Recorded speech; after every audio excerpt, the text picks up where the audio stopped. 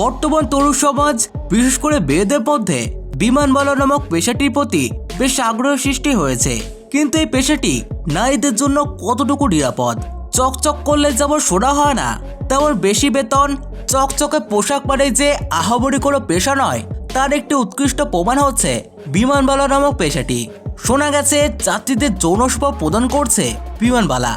একজন বিমানবালা টয়লেটে বিমানের যাত্রীদের সাথে যৌন সম্পর্ক স্থাপন করে 2 বছরের সময়কালে প্রায় 1 কোটি টাকা আয় করেছেন।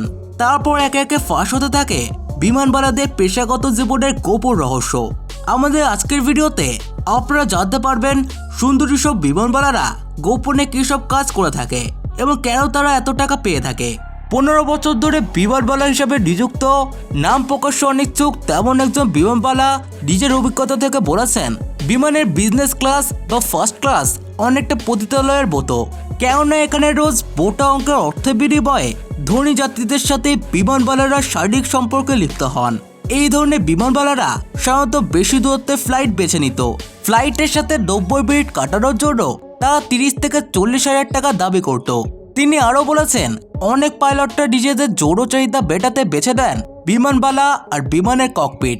তাছাড়া একটু নীরব পরিবেশ পেলে শুরু হয়ে যায় এয়ারলাইন্সের সহকর্মীদের একে অন্যের সঙ্গে যৌন লীলা খেলা। তারা তাদের সময় মতো বিমানবালাদের মোবাইলে মেসেজ পাঠিয়ে তাইকে ডেকে নেয়।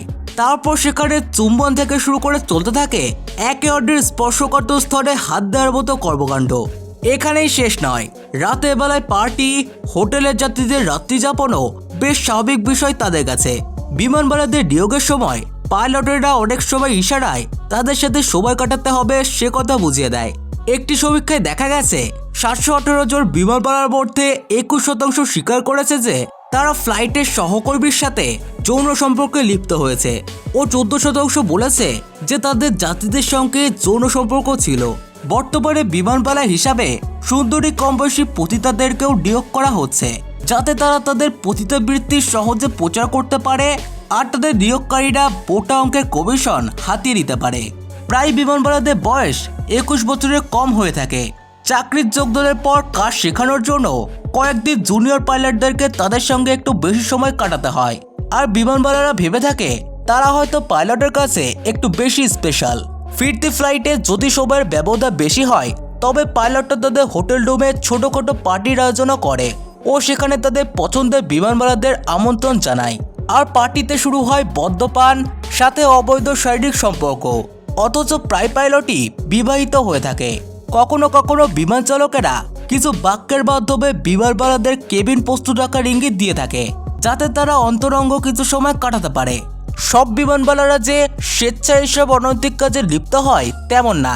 অনেকের পরিবারের আর্থিক অবস্থা এতটাই করুণ হয়, তাই চাকরি বাঁচানোর তাগিদে তারা নিজেদের আত্মসমর্পণ করে। অনেকে আবার প্রমোশনের লোভে নিজেদের বিলিয়ে দেয়।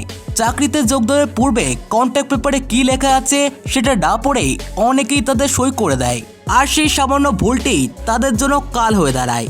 তখন বাধ্য হয়ে এইসব কাজে তারা লিপ্ত হয়। সম্প্রতি এক গবেষণায় দেখা গেছে প্রায় 70% বিমানবালা ফ্লাইটের যাত্রী ও পাইলট উভয় কর্তৃক যৌন হয়রানির শিকার হয়। ফ্লাইটে অনেক যাত্রী থাকে যারা বিমানবালাদের উদ্দেশ্যে অনেক অশ্লীল শব্দ ও অশ্লীল মন্তব্য করে থাকে, যেমন তোমার ফিগার তো অনেক সেক্সি, তুমি তো অনেক হট। অনেকে তো এতটা অভদ্র হয়, এসব বাজে বাজে কথার পর জোর কাটিয়ে বলে, এই মেয়ে তুমি হাসছো না কেন? তোমাদের তো রাখাই হয়েছে আমাদের সেবার জন্য।